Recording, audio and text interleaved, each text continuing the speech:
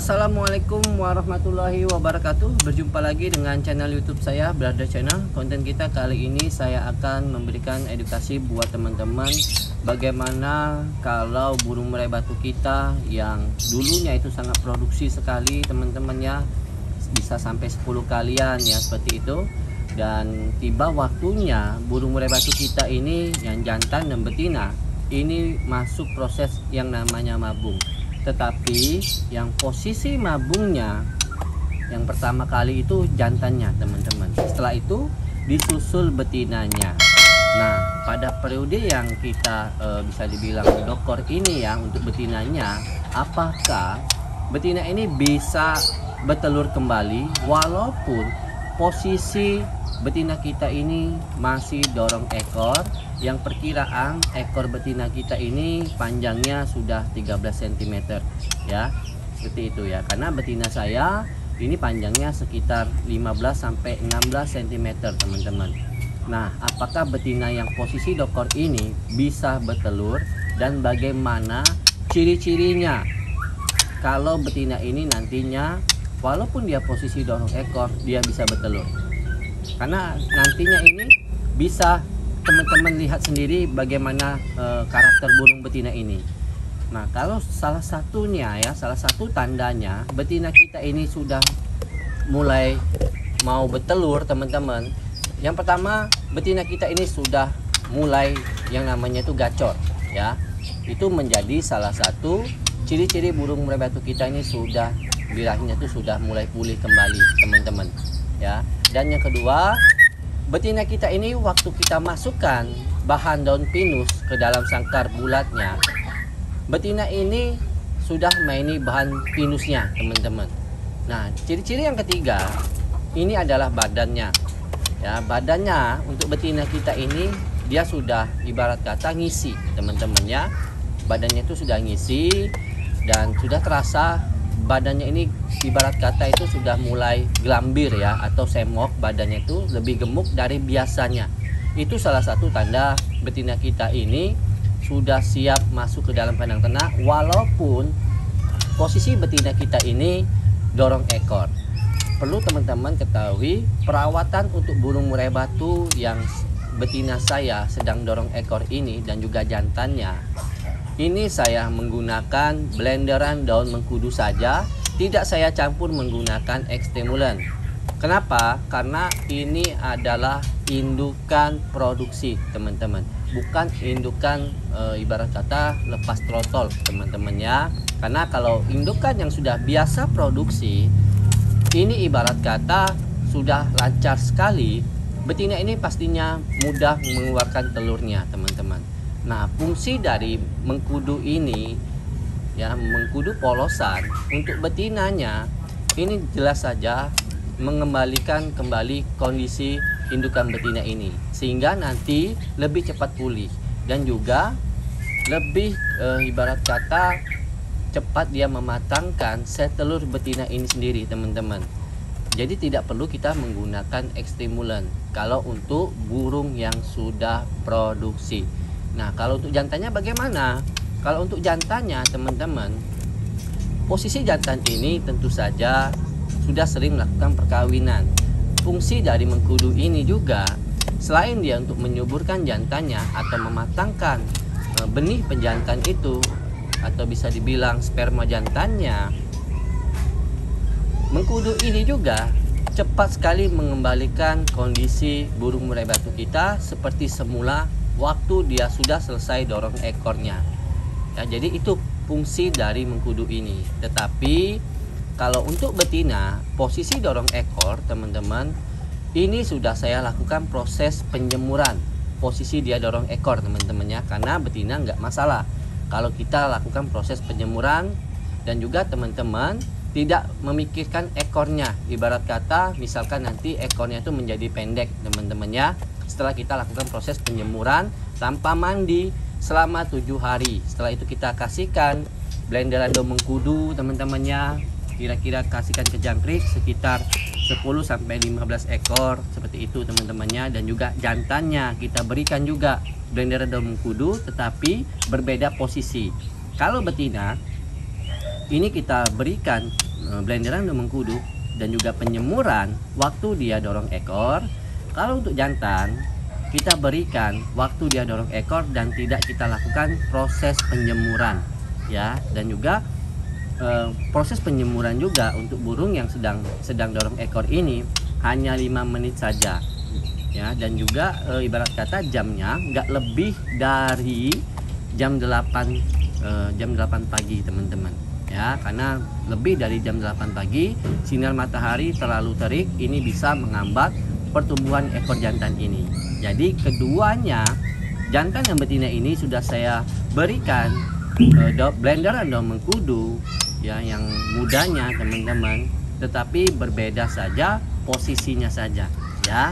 Jadi seperti itu. Kalau betina dorong ekor saya kasihkan dan juga jemur juga, yang jantan saya kasihkan tidak saya jemur. Jadi bedanya cuma di situ saja teman-teman ya.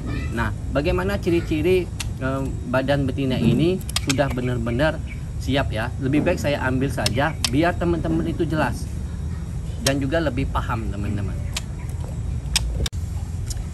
Oke teman-teman ya, betinanya ini sudah saya ambil ya. Ini betinanya teman-teman.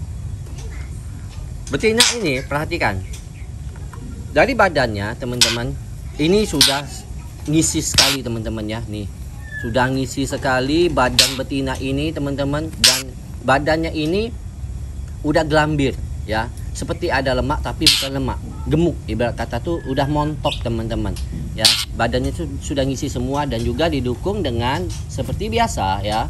Seperti biasa, coba teman-teman lihat bentar, kayak ini urat perutnya, ini urat perut betina ini teman-teman, ini sudah menonjol teman-teman ya, urat perutnya nih ya, nih urat perutnya sudah menonjol teman-teman nih ya, udah besar urat perutnya ini sudah besar teman-teman ya.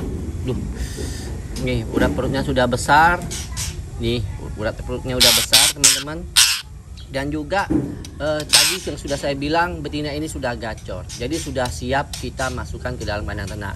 Walaupun posisinya ini masih dorong ekor, perhatikan ya, nih dorong ekor seperti ini.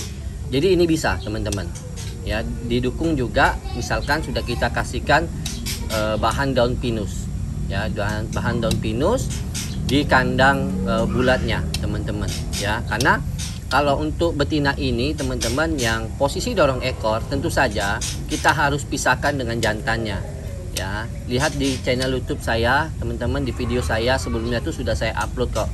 Kalau untuk burung yang dorong ekor, untuk yang sudah produksi teman-teman ya, jadi saya pisahkan dengan jantannya dengan kandang sendiri, karena ini lakukan proses penyemuran, nggak mungkin dengan jantannya teman-teman. Sayang ya kalau jantannya kita jemur, itu sayang teman-teman, posisi dia dorong ekor. Kalau betina nggak masalah, itu pilihan teman-teman ya.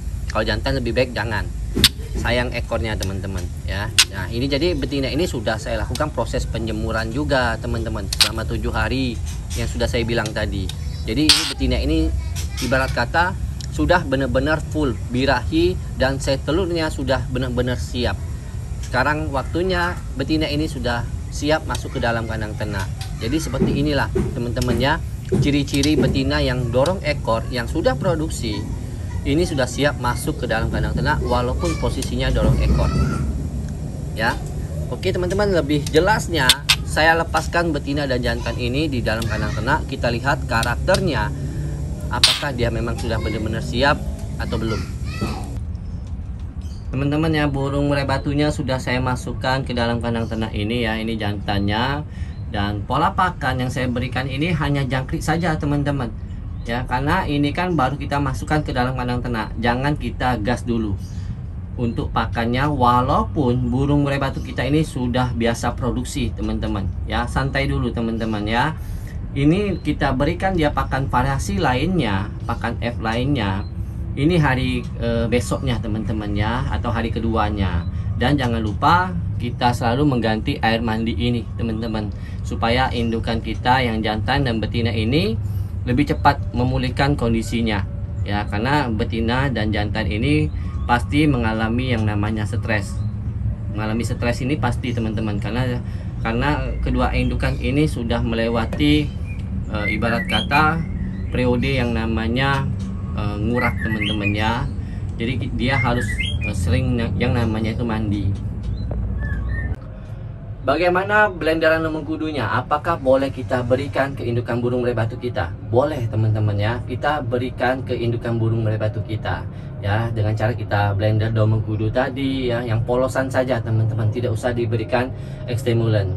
Kita berikan ke blenderan daun mengkudu ini, kita suntik ke jangkrik kira-kira 15 ekor.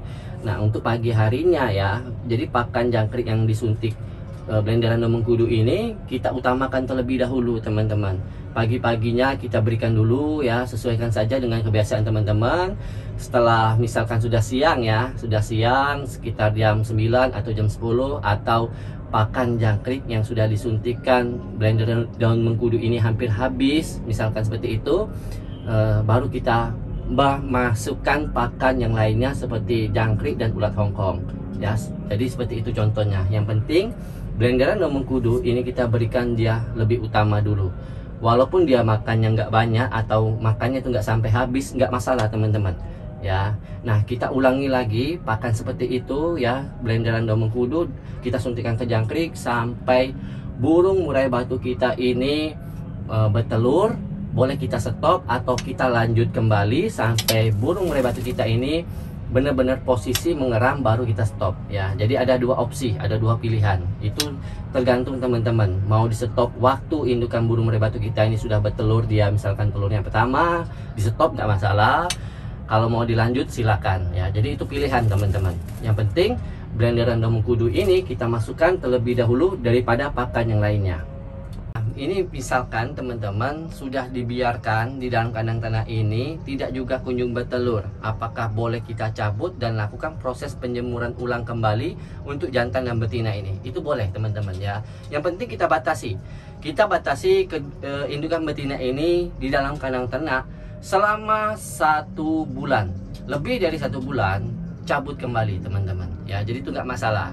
Tapi yang penting asupan pakannya itu sudah kita berikan ya. Dan mudah-mudahan kalau saya sudah lihat karakter betina seperti yang sudah saya sebutkan tadi secara lengkap, dia sudah mengeluarkan karakter seperti itu, ini mudah-mudahan dalam jangka waktu 2 minggu betina ini sudah kembali dia bertelur dan menghasilkan cindilan teman-teman ya. Jadi seperti itu kuncinya.